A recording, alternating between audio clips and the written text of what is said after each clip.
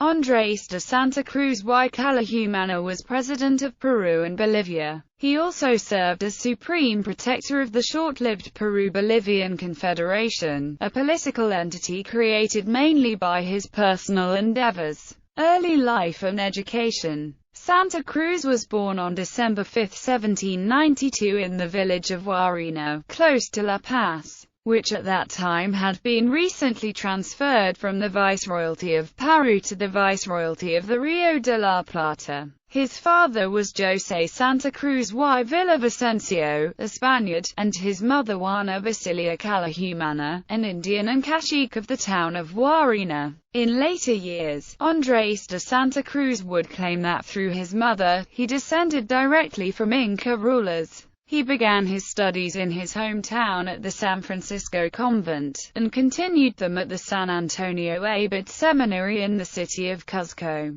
In 1809 he left the seminary and returned to La Paz. Military career. After Santa Cruz's return home, his father enrolled him as an alferez in the Dragonese de Apolobamba regiment of the Spanish army. As such, he participated in the battles of Guaqui, Vilcapugio and Ayahuma. The latter resulted in the defeat of the Argentine independentist forces attempting to liberate the Upper Peru from Spanish rule. Santa Cruz also took part in the Spanish colonial campaigns to suppress the insurrection of Mateo Pumacahua, further demonstrating his loyalty to the Spanish crown. His luck ran out at the Battle of La Tablada, where he was captured and taken as prisoner of war to Buenos Aires. He managed to escape, first to Rio de Janeiro and then to Lima. As a reward, he was named commander of Chorrillos, War of Independence. At the time of the landing of the rebel army of José de San Martin on the Peruvian coast, Santa Cruz was commander of militia forces in the region of Huarochirí. In that position, he fought against the independentists in the Battle of Pasco, but the Royalists were defeated and Santa Cruz captured. Taken to San Martin's headquarters at Huara, he decided to switch sides and joined the Patriot Army. Santa Cruz ascended rapidly, reaching the rank of colonel later that year and that of brigade general in 1822 for leading Peruvian troops at the Battle of Pichincha. He revolted against the Peruvian Congress on February 26, 1823, and forced it to elect José de la Riva Agüero as president. As commander of a Peruvian army expedition, Santa Cruz occupied the port of Arica and defeated a royalist army at the Battle of Zepata. Failing to exploit his victory, he retreated hastily. When Simón Bolívar assumed the presidency of Peru, Santa Cruz joined his army and was named Chief of Staff of the Peruvian Division. In that condition, he participated of the Battle of Junín.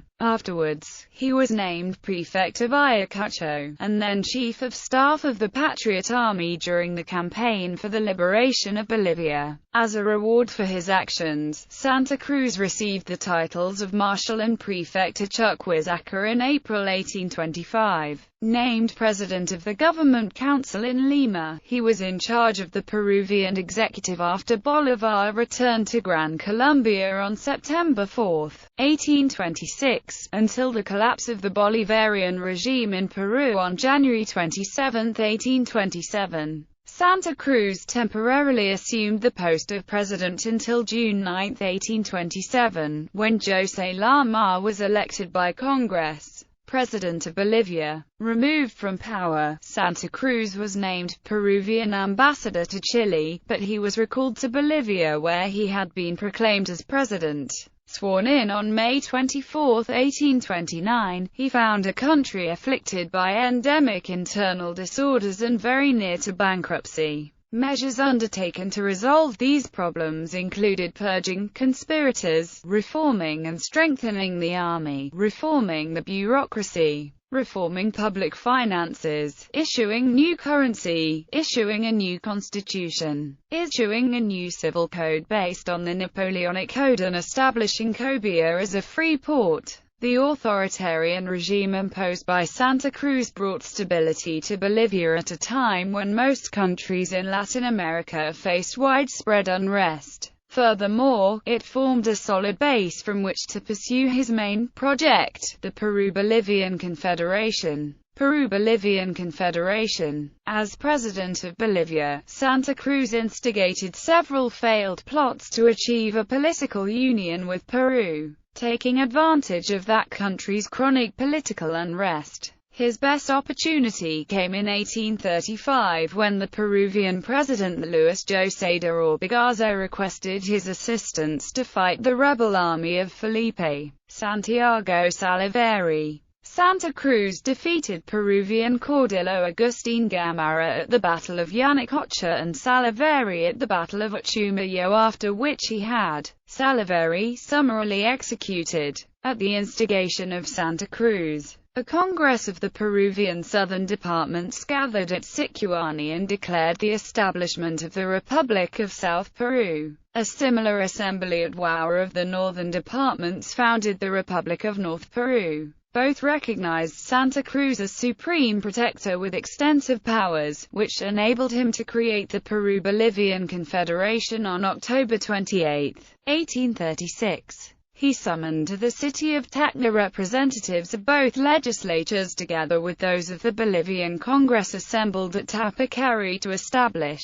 a constitution for the new state. Under his direction, they signed a pact on May 1, 1837 which named him Supreme Protector for a 10-year period. Invested with considerable powers, Santa Cruz endeavored to establish in Peru the same type of authoritarian order he had imposed in Bolivia. He issued a civil code, a penal code, a trade regulation, a customs regulation, and reorganized tax collection procedures, allowing an increase in state revenues while restraining expenditures. The Confederation generated resistances among several groups in both countries, who resented the dilution of national identities. An important number of Peruvian politicians opposed to the idea of the Confederation fled to Chile, where they received support from the powerful minister Diego Portilla. Together they amassed a military expedition against Santa Cruz, led by Admiral Manuel Blanco Encalada. But they were encircled by Santa Cruz and had to surrender by the Treaty of Porcarpata, signed on November 17, 1837. The Chilean government organized a second expedition, which defeated the Supreme Protector at the Battle of Yungay and forced the dissolution of the Confederation. Later years.